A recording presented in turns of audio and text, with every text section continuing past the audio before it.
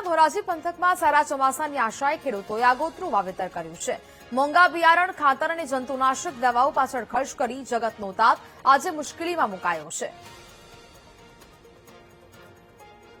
વરસાદ ખેંચાણો છે અને થોડા બોરમાં કે કૂવામાં પાણી હતા, આગોતરા વાવેતર થઈ ગયા છે. અત્યારે ખાસ વરસાદની જરૂર છે અને વરસાદ નથી આવતો એમાં મુશ્કેલી ખૂબ ઊભી થઈ છે. ખાતર, બિયારણ, ડીઝલના ભાવ આસમાને વહી ગયા છે. અત્યારે પોસાય તેમ નથી બીજી વખત વાવવામાં.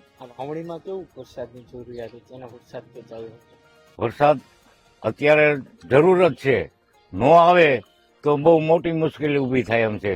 આ વરસાદ ખેંચાતા અત્યારે ખેડૂતની પરિસ્થિતિ બહુ નબળી છે.